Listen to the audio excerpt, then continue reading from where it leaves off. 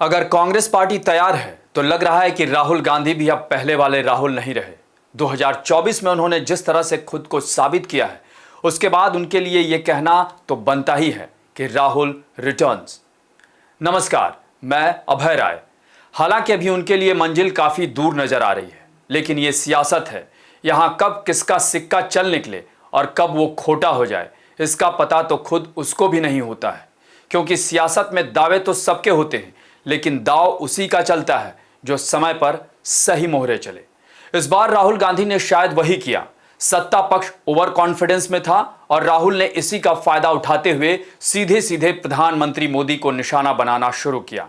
और प्रधानमंत्री मोदी ने भी 2014 और 2019 के चुनाव में राहुल और कांग्रेस के परफॉर्मेंस को देखते हुए इस बार भी सोचा कि राहुल गांधी को निशाना बनाने से बात आसान हो जाएगी।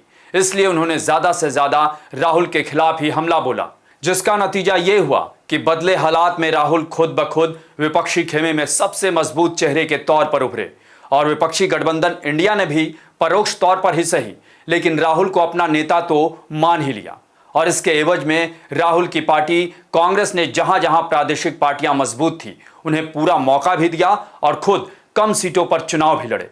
और तो और राहुल गांधी ने सत्ता पक्ष के उम्मीदवारों के खिलाफ इंडिया गठबंधन का एक उम्मीदवार उतरवाने में भी बड़ी भूमिका निभाई।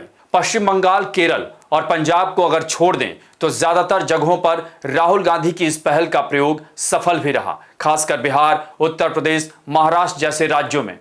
एनडीए में रहते हुए भी लगातार तीसरी बार अपने दम पर सरकार बनाने का बीजेपी का सपना अगर इस बार टूटा है, तो इसके पीछे बड़ी वजह राहुल गांधी की वो रणनीति है जिसे सत्ता पक्ष ने हल्के में लिया और यही उनके लिए भारी पड़ गया। आपको याद होगा, जब शुरू में राहुल गांधी ने सिर्फ केरल के वायनाड से पर्चा भरा था तो पूरी बीजेपी उनके पीछे पड़ गई और उन्हें भगोड़ा तक कहा जाने लगा।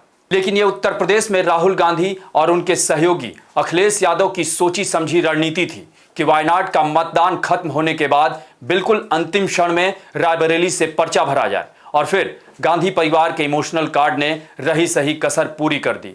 वायनाड और रायबरेली दोनों जगह से राहुल गांधी का बम्पर मार्जिन से चुनाव जीतना और उससे भी ज्यादा अमेठी सीट पर पार्टी के छोटे से नेता के जरिए मोदी सरकार की हैवीवेट मंत्री स्मृति ईरानी को हराना उत्तर प्रदेश में राहुल गांधी या कहे तो गांधी परिवार के लिए सियासत में मजबूत वापसी है।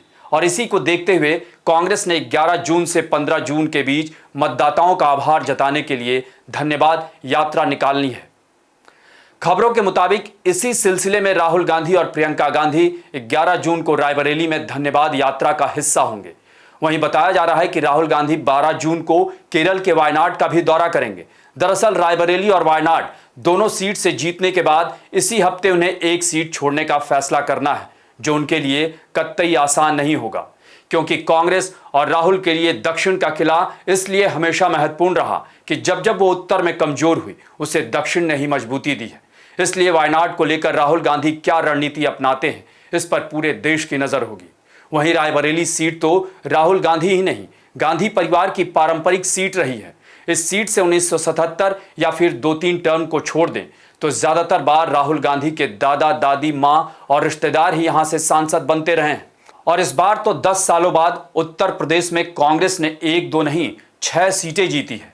ऐसे में राहुल रायबरेली सीट को छोड़ते हैं तो फिर उत्तर भारत या कहें तो हिंदी पट्टी में इसका मैसेज शायद सही नहीं जाएगा। क्योंकि राहुल भी अच्छी तरह जानते हैं कि अगर कांग्रेस को सत्ता में वापसी करनी है तो उसे हिंदी पट्टी, खासकर उत्तर प्रदेश में खुद को साबित करना होगा, मजबूत करना ही होगा। साथ ही इन दिनों अगर राहुल गांधी को लेकर सबसे बड़ी मुहिम कांग्रेस पार्टी अगर चलाए हुए है तो वो उन्हें लोकसभा में नेता विपक्ष बनाने के लिए। हालांकि राहुल ने इसके लिए समय मांगा है, लेकिन देखा जाए तो अब उनके पास समय नहीं है, क्योंकि सदन में पिछले 3 टर्म के दौरान उनकी मौजूदगी अच्छी नहीं रही है। और अब जब उनकी अगुवाई में कांग्रेस पार्टी ने लोकसभा चुनाव में अच्छा परफॉर्म किया है तो फिर राहुल को सदन में नेता विपक्ष बनकर खुद को साबित करना होगा कि वो राजनीति को लेकर गंभीर हैं और उन्हें कोई हल्के में लेने की भूल ना करें।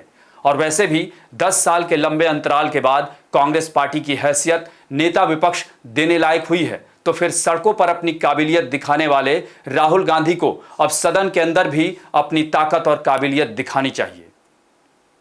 आपको हमारी ये रिपोर्ट कैसी लगी, इसे कमेंट बॉक्स में जरूर बताएं और अन्य खबरों से अपडेट रहने के लिए बने रहें हमारे साथ, क्योंकि हम हैं बुलंद भारत टीवी, ताकत आपकी।